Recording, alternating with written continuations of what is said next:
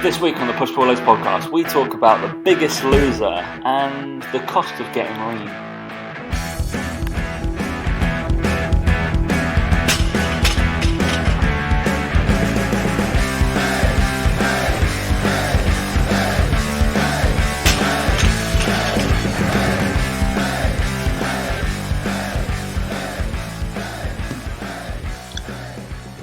Three, 2, 1. Have you got a hat on, mate?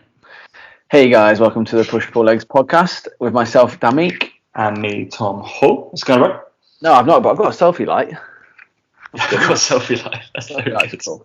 Selfie light's pretty cool. You can see my beard now. You can't listening, but Tom can. I mean, this is incredible for audio podcasts. You know it, mate. Maybe we should do video podcasts in the future. You never know. Well, we did start to, and then we were just like, who really wants to watch our heads? Nobody. On YouTube.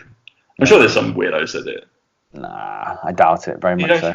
Laura wouldn't just sit there and watch you. Yeah. Hell no, mate. She can't wait to get out of the house. Definitely not. But no, we're all good. How are you, mate? You all right? Been working hard? Yeah, I guess so. It's hard as you can. Debatable.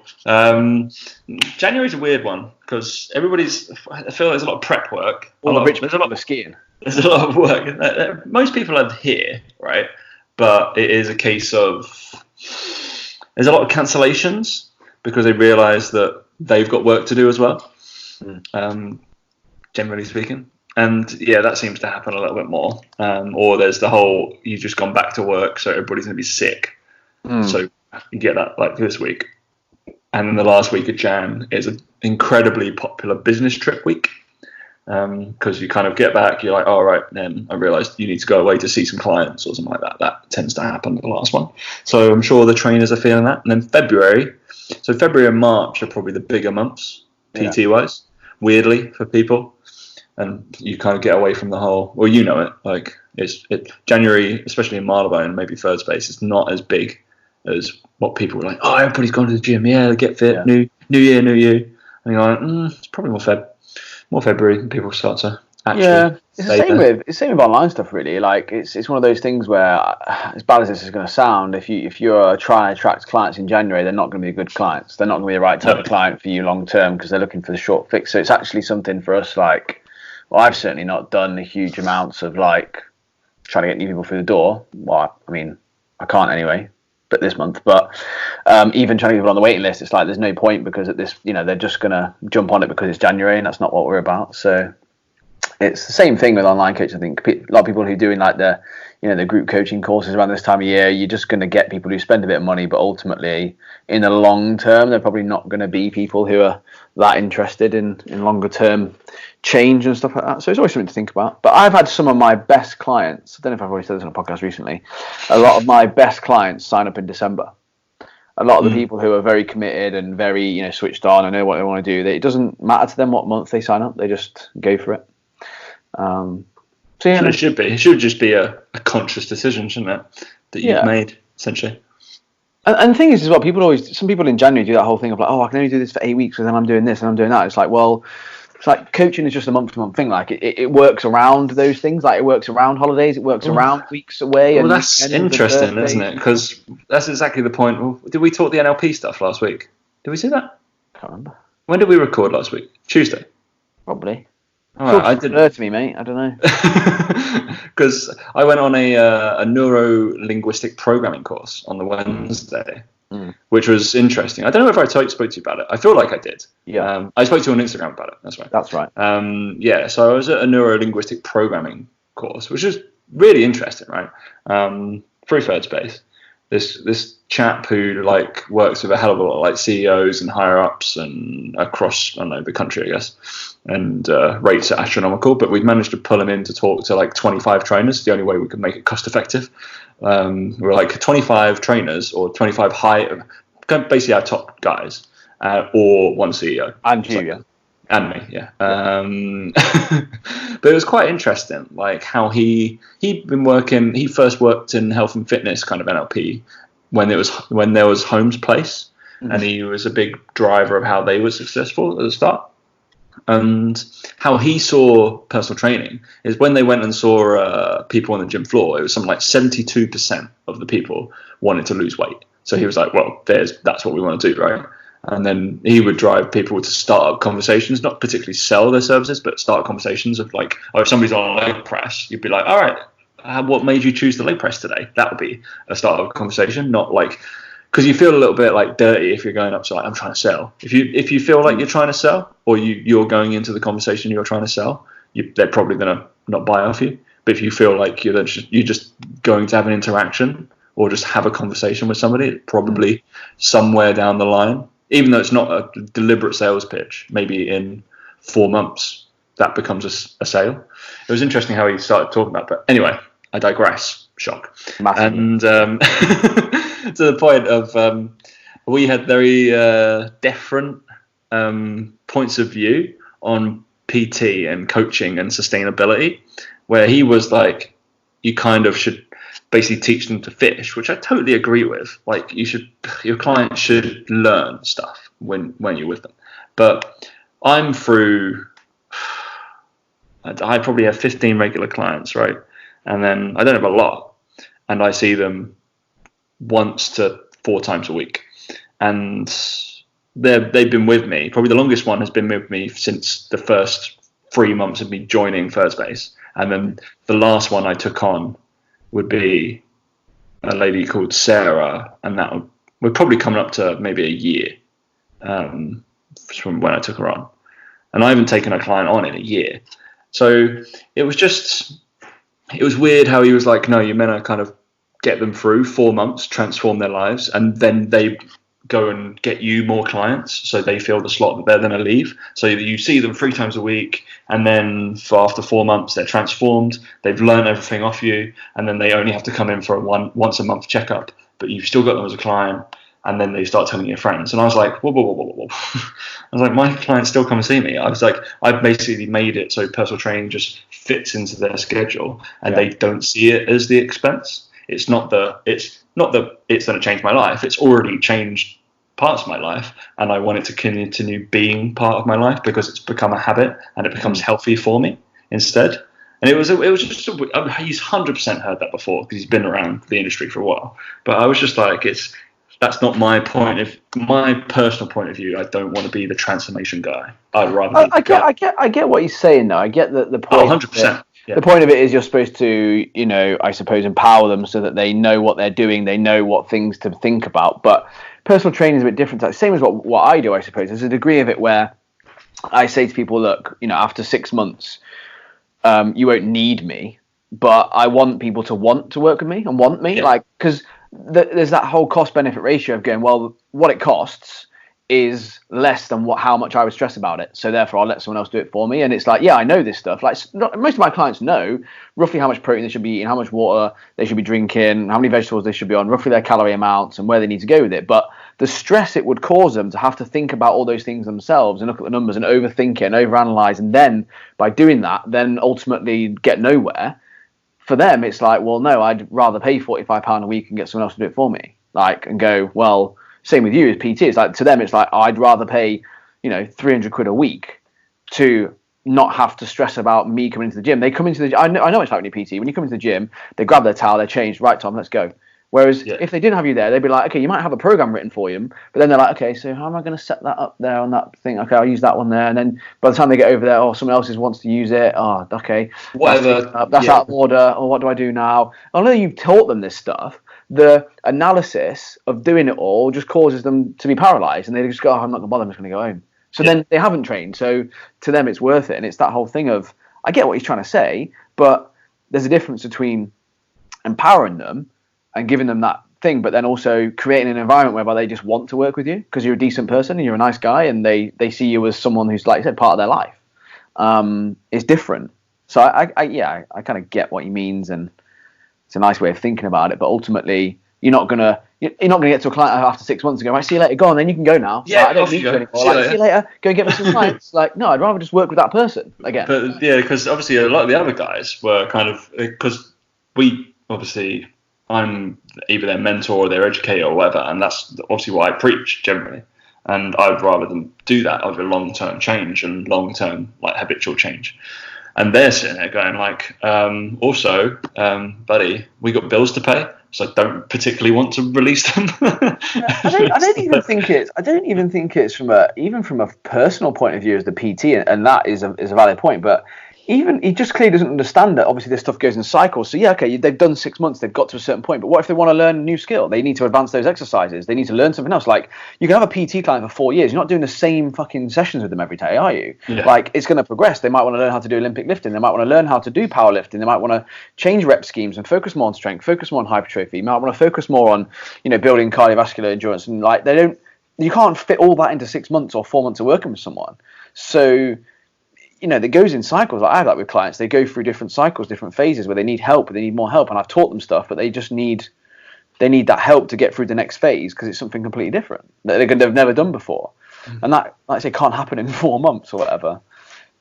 But yeah, who knows? I mean, it's just a weird way of looking at it, really. Yeah, I don't think it's just cut and dry as that, is it? It's not cut and dry as that. No, 100% not. But on the back of that, I just mentioned to you, Dan, that I'm actually taking on some online clients.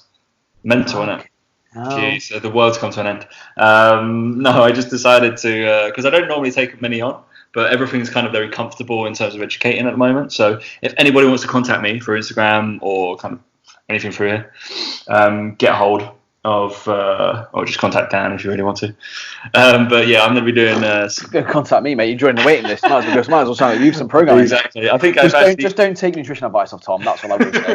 Because he'll just go, have another burger. Have another burger. So I think I'll have enough space for say 4 people to take on. I think that's so because I want to allow enough for my time. So if you're interested. And literally programming, probably a check-in once a month, that kind of thing, kind of standard. But if you want your programs to be written by me and my kind of guidance, then get in contact. Some people are going to get super strong with Tom. Someone's going to get strong, not Dan. Not me, no. Hey, I mean, Dan's prime candidate. I probably will get a little phone call later. So to be fair, like, I posted on Instagram the other day about the basketball thing. I went and had that basketball tournament, and it was just like it was really cool, and it kind of lit a little thing in me that I was like, that's what I want to train for and perform for and stuff. And I think it's like I said on last year, actually, almost like you need someone with an athletic background. Yeah. I mean, it's not like I've not got an athletic background at all or anything like that. But someone's invested in the last year. Yeah.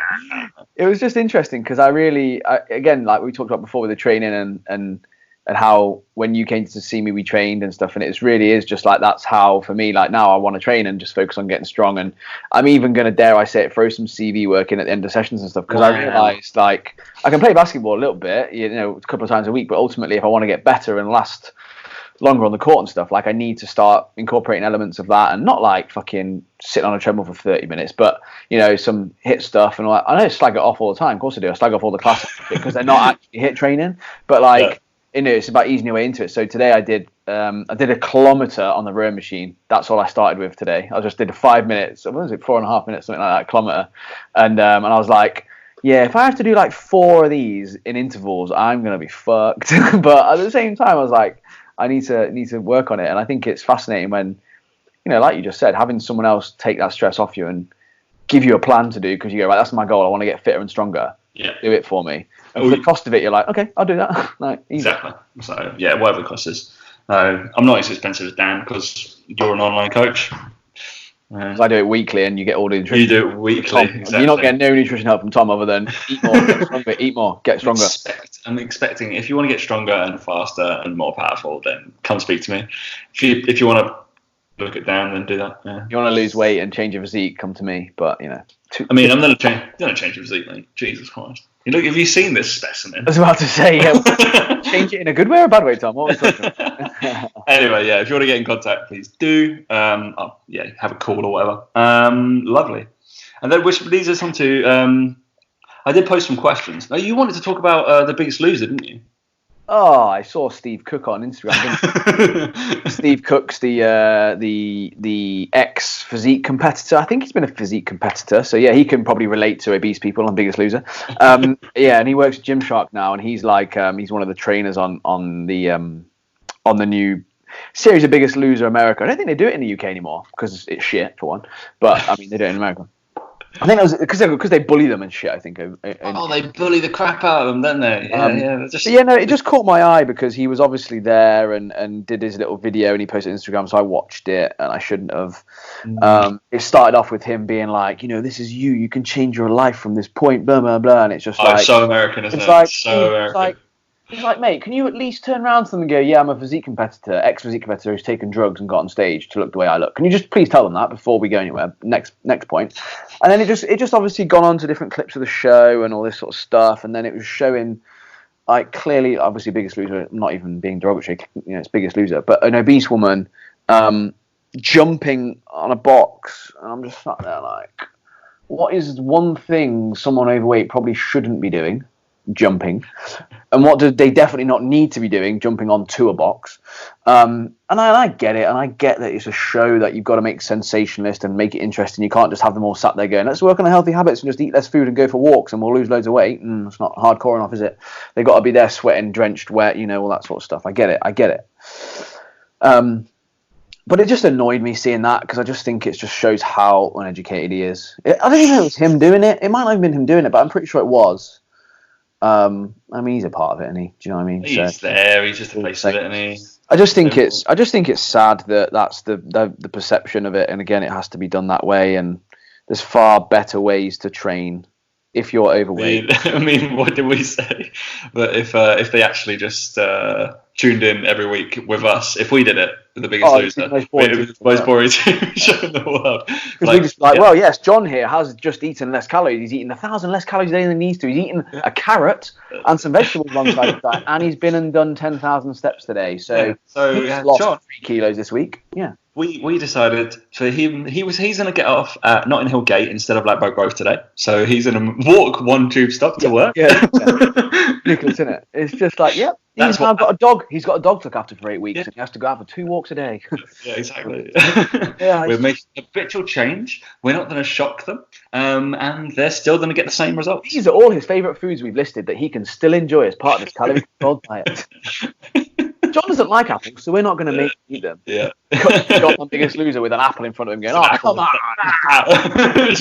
You've got to eat 10 apples a day. That's all you're allowed. Brilliant.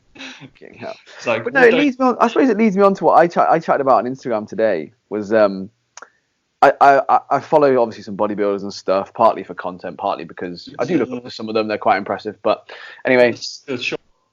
Huh? It's short. That's a short joke. Yeah. And it was like, I went on a bit of a rant today. And people said they enjoyed it and they commented. And I wrote an email about it as well.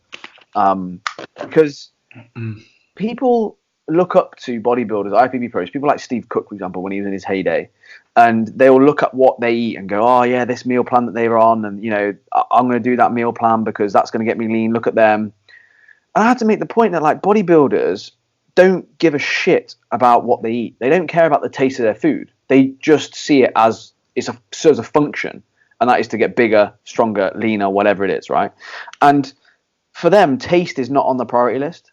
It's not. And they can happily eat chicken and rice and greens and oats and whey and berries and never get bored of it because they think genuinely eating those foods is the best thing for their physique, and they will do that forever if it means that they're going to be a world champion bodybuilder. Like, I've heard stories of like IFBB pros blending fish and rice in a blender and drinking it because they're like, yeah, it's easier to get down. Because they're not hungry. Like, they force feed themselves to eat food, right, in an off season when they're not hungry because they know they need to get the calories in. So much so they don't eat vegetables because it just takes up too much food volume. So is that healthy? No, it's not healthy. But yet you're going to copy their diet when they diet. And again, when they come to diet, they would rather put in some white rice, some oats, rather than more vegetables or more protein because they need the carbs to train well and they don't want to feel bloated when they come to train. So they're prepared to deal with the hunger because, again, they want to win more than they want to eat. Whereas the most people, the average Joe, are going to get too hungry eating that. And then they would be tempted by food. And they're not as iron-willed as they are. And they don't have the right mindset. And I was talking about how bodybuilders and Gen Pop just have 2 different mindsets, and neither one can see the other one's point of view. Yeah. Like, a bodybuilder just can't get into his head, well, why wouldn't you want to eat that food and get better? Why wouldn't you? And the Gen Pop can't get in their head into the fact of, why would I eat these boring foods all the time?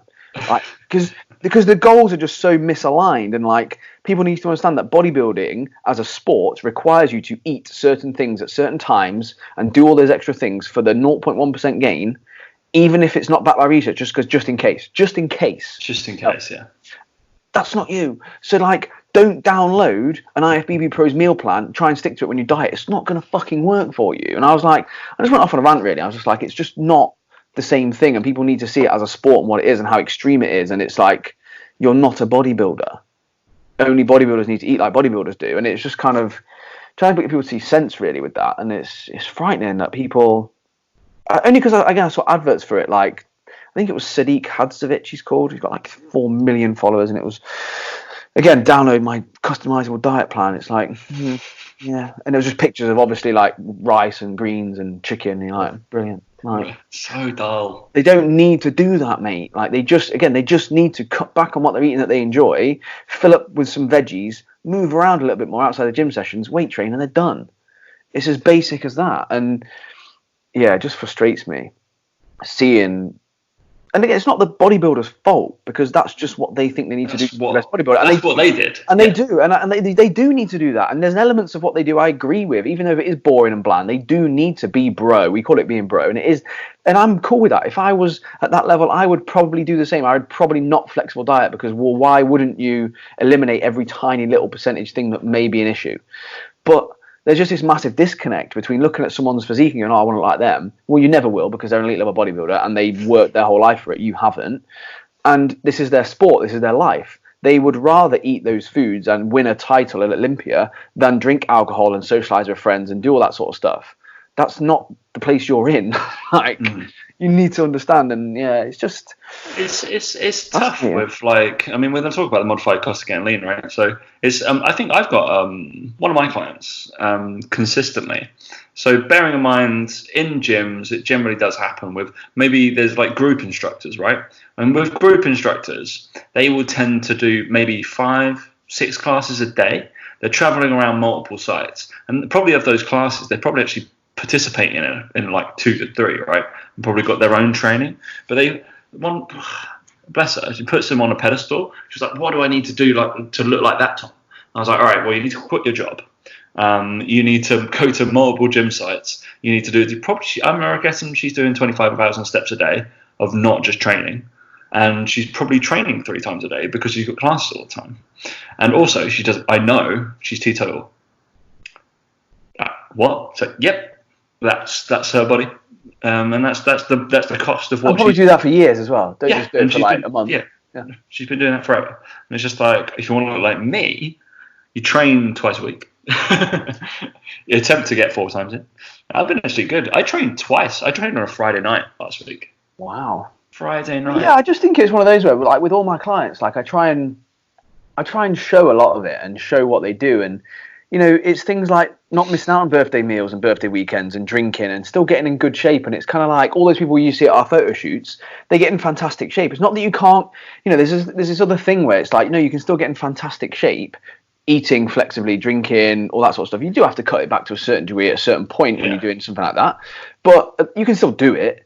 But it's just that the difference between where they're at and what they think is achievable is just so far removed. It's like, no, but elite level bodybuilders, they don't even look like that on the other days of the year. It's just that one day that they peaked for or whatever. And it's like, for every 1% you want to get that body fat off, every 1% you have to work 100% harder than you're working now. And it's like, they don't seem to understand that to get to that point where you're happy, it requires a certain amount of work. To get to that extra 5% difference requires 5 times the amount of work that you're doing to get to that first initial point. It's like a what's that called? It's a curve, isn't it? It's a graph, but it's a curve. You know, where like basically, where it's, again, the amount of effort you put in to get that extra 0.%, it just multiplies and multiplies and multiplies. I know what I mean. Exponential, that's the word, Tom. I knew you were here for a reason. Exponential. It's like every sort of thing is exponential, and these guys are just doing, to get to 99% of their potential, their physique potential, they are doing things that you would never dream of doing. But yet, for you to get to 90% requires nowhere near a quarter of the effort they're putting in. Yeah. So yeah, it's just interesting. Like, I just think there's a massive disconnect between what is Oh, and also as well, I just noticed on Instagram, just scrolling through, Katie Price just advertising BoomBod. So yeah, she's gone bankrupt, hasn't she? So that's inevitable. Brilliant. She's selling her stuff, isn't she? She's had to sell through her houses, or her house and her cars and stuff, isn't she? But oh well, wonderful. But let's bring us on to. I did forgot we had a question or two, which what do we have? Which kind of relates to your point, but we're going to go through something from a popular, I think, PN, but also our friend Josh has done a modified cost. So and I have access to it, so we can kind of just chat around it more than anything else. So how lean do you think it's sensible to get if you're not going to compete? And Dan immediately was like, how long's a piece of string? Like, yeah, I mean, whatever you decide, it's totally personal. It's so subjective. It depends on where you want to be and how you want to look and all that sort of stuff. But the other thing I'd always say to people is do it in phases and stages. So, for example, percent body fat is always really hard to figure out, like, because all the machines are just shit. To be honest, they're awful. But you can look at most people and give them you can put people in within a 5% range. Usually, most people, you can look at them and go roughly where they think you're at. I reckon I'd probably be in between 15-20% right now. And again, this is because, by the way, getting below 10% is ridiculous. Like, people go, oh yeah, I'm about 4% body fat. You're not. Ridiculous. No, right? On DEXA scans, being extremely lean, ready for a photo shoot, you'd be about 10%. So I think I'd be somewhere between 15 and 20. Tom probably be somewhere between 20-25, probably. Wow, Jesus Christ. All right, mate, closer to the But if you're up at like the 40 range right now, like, all your goal is to get down to 35. Like, just go to 35 and then worry about it when you get there, and then getting to 30, like, it just doesn't mean anything. Like, I would always use markers of like t-shirt sizes, or how much, from the side, for example, your stomach might protrude, like, would be a marker of like success, rather than like, oh, how lean do you think I should get? Well, that doesn't mean anything. What? As lean as what? Like, you can't put a number on it unless you cut yourself open and put you in a blender and work out the percentage of body fat. It's not going to. Please do that. You're not going to know. So it's kind of like. And also, different people have different set points. So different people find it easier to stay lean at certain points. So I've always found myself, after photo shoots, after things like that, kind of rebounding. I say rebounding sounds bad, but always rebounding to around the 75 kilo mark. I can diet down from like 80 to 70 to 68, something like that for shoots, between 68 and 70. And then I always come back to 75 and I feel really comfortable and happy there. I'm lean enough. You can see in outlines of things. I'm pretty happy with how I look. I like that look because I can eat what I want when I want. And for some people, it'll be lower than that or higher than that. And they could be exactly the same size as me in muscle mass, but they could just have slightly different genetics where they can stay leaner than that. There are some people that stay lean all the time and they don't know how. And it's like, it's just their genetics allow them to sit that bit leaner. I'd be, if I sat at 75, there'd be nothing of me. Yeah. And it's just like happiness. Like, it's just how happy are you about having to track everything you eat. And I haven't tracked for like nearly a year now. Like, I'm quite happy where I am. Probably gained a little bit of muscle, maybe not huge amounts, but I'm enjoying what I'm doing. I'm enjoying how I'm eating. I can eat sweets and chocolate and burgers and not put on weight. I'm pretty happy. I mean, that's better than being a certain percent body fat. It being in that place where you can do what you want with it and train how you want and have the energy to do those things. And you will not know until you get there. You will not know until you're there if you push too hard or whatever. But it's just not. It's a bit of a hard question to answer. It's a weird question. So I think the best. I feel like the best way of looking at it is I guess the most scientific-y kind of way, and we can pin up like the lad who created Precision Nutrition and wrote those books. He came up with the cost of getting lean, and then Jay has done a little bit of stuff on modified cost to get lean. So Dan said like the 15 to 20% kind of body weight. I think some of this is slightly off, but it kind of has. So you have a male and female percentage body fat, and if you can probably Google this, and you'll get the PN one up, and it will say the look, like the benefits and the trade-offs. You have to. So the biggest things are kind of the look. We don't really, whatever. The benefits of being at that body weight, and then the trade-offs that you have to do to stay at that body weight, essentially. So 15 to 20%, the trade-offs would be, so the benefits would probably be improved sleep, improved health, enjoyable exercise, that kind of thing. And then the trade-offs would be, it requires some planning. You don't actually look ripped. And you just need to be kind of more mindful about your food, which was probably where we sit most of the time, right? We're mindful. We don't ever look completely ripped, and it requires a bit of planning. We know what we're going to eat, that kind of thing. So the drop below the 15% mark, so about 13, so it's 12, 13 to 15% for chaps, and then just add on 10% for girls. So you've got so the benefits, easy to maintain. Energy levels will be improved, reduction of many medications, really interesting. The trade-offs, which are the big ones. Okay, so minor social sacrifices. So you probably have to sacrifice a couple of things based off where you're going out. Requires education around nutrition. So you need to know what you're probably going to be eating and why it's beneficial to you. And we'll need improved food tracking or habit-based nutrition. So I reckon both of us could probably sit down there without tracking, just based off habit-based nutrition. We know where we overindulge, we know where we can back off. That's usually a case of, but that comes with, and both of us will probably, at the cost of getting lean, we will make social sacrifices and not go out or not drink when we go out. Yeah, 100%. It's just because it doesn't even just go. We're just like, no, I just won't have it. It's fine. It's absolutely fine for me.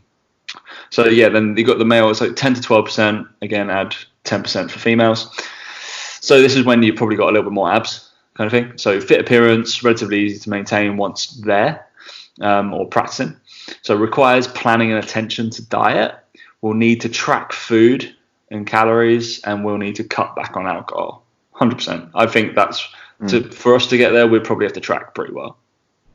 Yeah. I'd say so. And then the last one, below 10%, we're looking at requires strict tracking.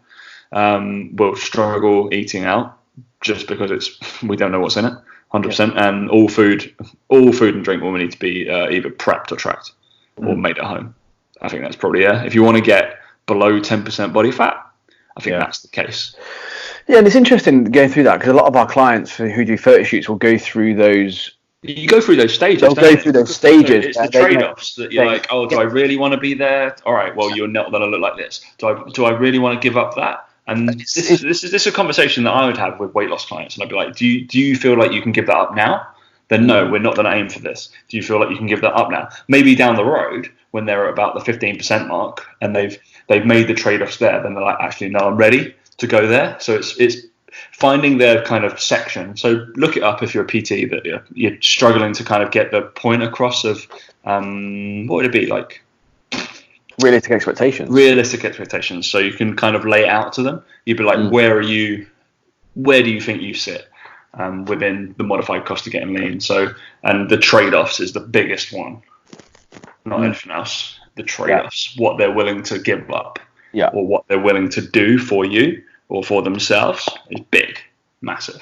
And that's essentially your ticket to writing them good results, right? So, yeah, exactly that. And I think as long as people know what to expect with certain things, it's also the other thing I would say to that is I think you need to cycle through phases of that. You can't stay in one for too long, like that minus 10. Like you have to. So I've got clients now who are thinking of doing the next photo shoot, and I've had to be like, look, like you can't go back into that phase yet. You're not ready. Like you need some time out of it. And that's the thing with physiques and development and things like that, is there are some people who consider that sub 10% and just genetically that for them it's not that much sacrifice, and they're the outliers, and they're the people that are in fitness because of that reason, and they're the ones, the models, they're the Gymshark people, they're the people who get put up on a pedestal and they can do those sorts of things, and they don't have those issues with tracking, like, or maybe they do, maybe they, behind the scenes they've got issues, you just don't know what's going on. 100%, they probably do. I know a lot of people who are very lean and they eat what they want when they want, they kind of, their hunger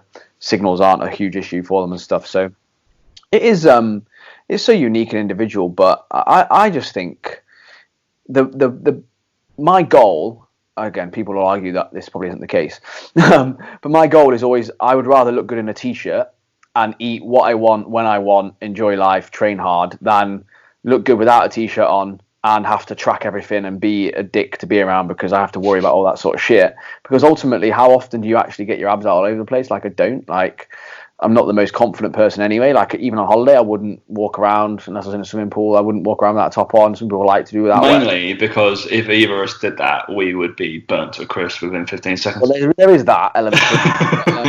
It's just again, it's kind of like, it sounds a bit dickish saying this, but I don't want it to come across that way. But I've kind of like been there and done it. I've got the pictures, I've got the proof that I've done it, and I've managed to achieve it several times, and it's like, yeah, I'm happy now. I've done it. I'm happy where I am. Like the thought of doing it for a shoot doesn't. I thought about doing another one in the future, and it kind of like, it doesn't excite me because I'm like, it's easy for me. I can do it. It's not a challenge. Whereas the first few times I did it, it was always a challenge to see how much better I could do, and I'm kind of like, well, I just don't see it as a challenge anymore. And it's not to say that it's easy. It's just that for me, I know the process I need to go through, and I know what sacrifice I need to give for it. And for me at this point, I'm like, well, I've got the pictures. It's not like they're a big enough draw for me to want to do it. Yeah. I'm at a place where I'd rather just be able to loosely track things in my head, get leaner that way for a holiday or whatever, feel better, look better. But ultimately, I've got to grow a lot more before I'd be happy to do another shoot, because I won't have changed huge amounts. But I've got other priorities right now with business and work and family that I'm not going to be able to be in a position where I'm going to train that hard, that often, that I'm going to put on that much muscle, that I'm going to do a shoot anytime soon. Do you know what I mean? Like, it's understanding where you fit in these cycles, understanding what's going on. Because otherwise you're just going to fucking go crazy worrying about it. And it's just not worth it. Like, once you're happy and you're healthy, that's the goal, right? Is to be there. Exactly. And I was happy and very healthy just before I was speaking to you, because we went to Donut Time. Wow. It was great. I had an Oreo and like Nutella. It was like Oreo crumble on top of it, and then Nutella kind of scraped across. It was good. We also brought a Biscoff one home. Wow. So you're basically eating lean meat and some veggies tomorrow then, basically, majority of the day.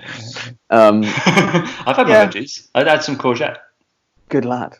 But I think it is an interesting conversation. I think it is one that people don't give enough attention to in the industry. It's all about, and again, I'm sure a lot of your longer term clients, a lot of my longer term clients, they do it because they want to feel strong and feel healthy more so than they want to lose weight, and they go through periods of that, and then after 6 to 9 months they kind of go, actually, I've been taking the piss a little bit, I need to cut back for a month or two, and then in their head they just know that they've been drinking a bit too much, eating a few too many donuts, and they go, actually, I'm just going to cut back on that.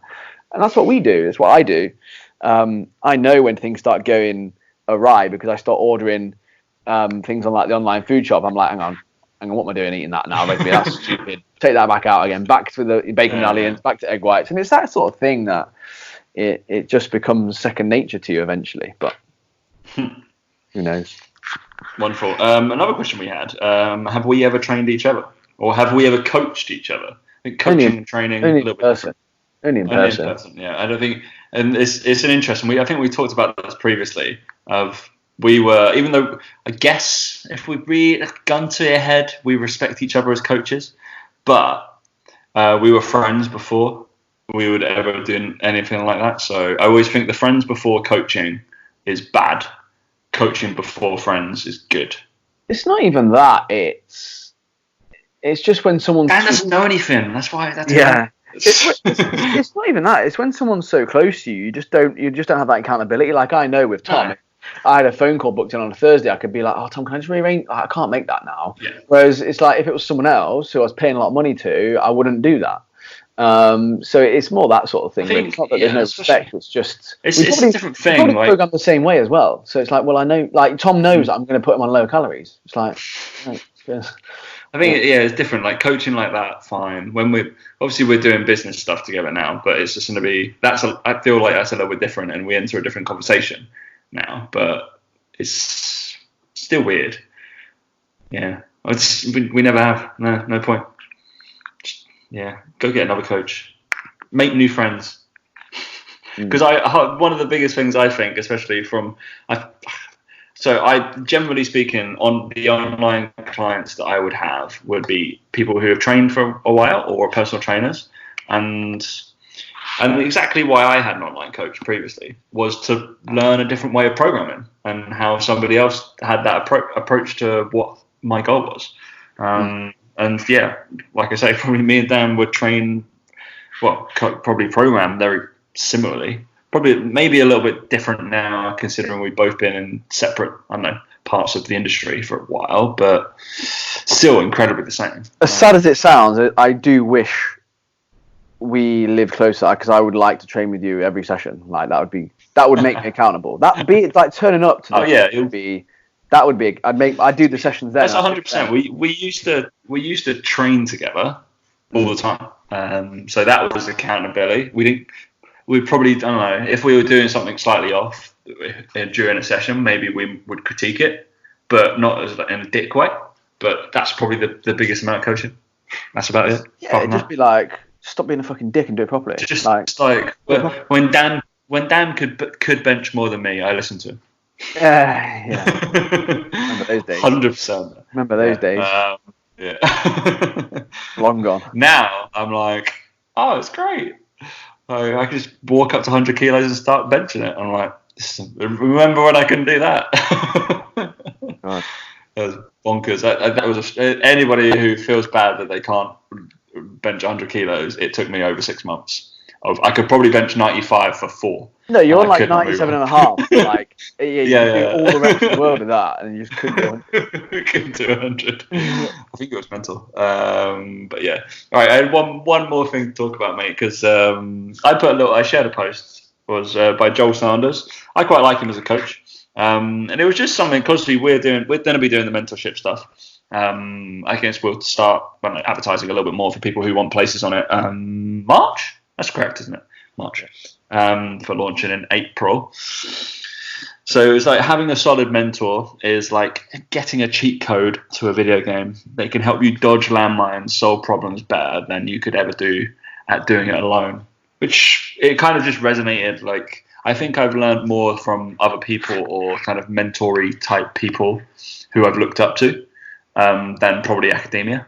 For sure. And I think with that analogy, I think it's kind of like that whole thing of you would do it yourself so many times and you'd hit all those little snags, and it might take you 20 goes to do it. Yeah. But if you know somebody who's been there and done it, you just go, right, okay, do this, do that, do that. You might make one mistake, but after that, you just go, do you know what I mean? You go through it. And I think it's just learning people who have made those mistakes and see the world with a bit more experience, I suppose, and can see those big problems and know what to do and how to get around them. 100%. Whoever would be your mentor is probably going to make you do it wrong first as well. So you kind of have a self-discovery of learning. And that's a tried and 100% method way of doing it. And it's like 85% more likely you're going to do it correctly based off if you do it wrong and then you get asked, you ask for help, and then you bring it back. Because we learn by doing stuff wrong. And then you're like, all right, why didn't that work? Then we start to critique. Then we look for advice, where the mentor comes in. And instead of actually just trying to like, just try again. They'd be like, oh, why didn't that work? That's the person there's an answer to. So it's an interesting one. This is the year that I'm gonna hire a mentor. All my other mentors have been like people I've worked with or worked for with gyms and stuff. Like obviously football was one, then it was Third Space, and like you say, more so in the online space is helping people, getting consulting people. But I think this year is the year that I'm going to full on pay for a mentor that is going to cost a fair bit of money, just because I know that you've got to invest your money in yourself to then learn and be better and put yourself in a better position for years to come. So it's the way to go. I think the amount of money people spend on qualifications, and ultimately most people I see online, most online coaches do not need another nutrition qualification or another training weekend workshop. They just need someone to tell them to action what they already know and to fucking do it and do these things that are tried and tested and work. And then you can learn more once you get a bit older and you can do all that other stuff. But a lot of people, like you say, try and upskill in like the technical elements of things, and it's like, no, you just need like a bit of guidance on a few other things that are going to help your self-confidence and help you be better. It's weird because they spend so long upskilling, and I find it a lot. Upskill, and then you could become more clouded and all this bullshit, and then you're like, all right, now I've got to pick past all this bullshit that you've learned and get back to the kind of circle. And then you ask them, and then you ask them what their system is, and they go, I don't have one. You're like, what? All these courses, you've not developed your own way of doing things. You're like, all right, I understand. It was like they'll talk me through the Exos system. I'm like, I understand that's how Exos do it, but I know that you've done FRC and you've done this. I was like, what is the Gary way of doing it? And I'm like, what do you mean? I was like, I produced a perfect Exos program. I was like, I know, but you're not an Exos. I'd go to Exos for that. I want to know what you would do. Yeah. I was like, do that because that's what they say. I was like, no, but that's the kind of critical thinking that it's only come by looking at someone like who's going to do that for you or who's going to help you through that. So it's just interesting, and it kind of resonated with the career path that we want to show and we want to help people to do, because we've been there in that situation. We've gone to like people like there's a Belland, but Doug or anybody or Martin Evans or who we knew were academically smarter than us or had been there, done it, a few years older, 10 years older, whatever, business wise, had done it. And we'd be like, oh, what did you do here? What would you do there? He's like, just do that. All right, cool. And it's funny how looking back how at the time you kind of go, oh, are they sure? I don't know. And looking back, you're like, yeah, they were right. Yeah, they were right. Like it's, it's the amount of times I talk to people about that sort of stuff, and I just say to them, yeah, you're doing the right thing, just carry on. Like again, you won't mind me saying this, but I've got one of my ex-clients who we progressed from doing nutrition coaching into basically his coaching, his business, his stuff that he was doing, his in-person PT stuff. And he had a bit of a meltdown. And I just sort of said to him, you need to just keep doing what you're doing. Like you just want things to happen quicker than they are happening. And I was like, you just need to give it more time. And then literally messaged me yesterday and spoke to him today on voice note, and it's like things are going really, really well. And it's like, yeah, exactly. I knew they would. Like he's now hitting numbers that if I'd have told him 2 months ago he would be hitting, he'd be like, oh, no way. And it's like, no, like sometimes you can't rush things either. You just need to just keep doing shit. And it's rather than upskilling or rather than starting a new service or starting a new product or starting a new thing. It's like, no, just keep doing what you're doing. It'll keep rolling. Some shit just takes time. And that's the one thing I think you learn from people like that, isn't it? You just, once you're doing the right thing, you just then keep on the straight path. Same with like nutrition and training. Like you can't bench 100 kilos if you currently bench 60. It's not going to happen tomorrow or a week after or even a month after. It's going to take a lot longer than that. And it's that whole thing of, I can tell you what to do in the meantime, but you've just got to do it. You can't moan about it and can't not do it. It's the whole it's the long game, putting in all the stuff now and then not seeing the benefit of it until 9 months down the line. It's hard for any of us, and that's just the society we live in. But God, we're old now, aren't we, Tom? We're old now, mate, for saying that sort of shit, aren't we? Oh God, we're old, mate. I'm still in my 20s, so only just. But yeah, amazing, mate. All right, any other business? No, not from me. No, I guess if you made it to the end of the show, then and you really want to do some strength training, power training, speed training, or dare I say athletic, if you play any recreational sports and you want to do some training towards that, then get in contact, right? I think I'll take on 4 to 5 clients. I think that'd be sufficient. 45, that's a lot. 45, mate. That's a lot, mate. 4 to 5 clients, so you will get a decent amount of my time anyway. More than I probably get. Fucking hell. Oh, mate, you get me every week. Lucky duck. All right, mate. Yeah, I got nothing else to say. Wonderful. We will catch you next week. Yeah. See you later. Boom.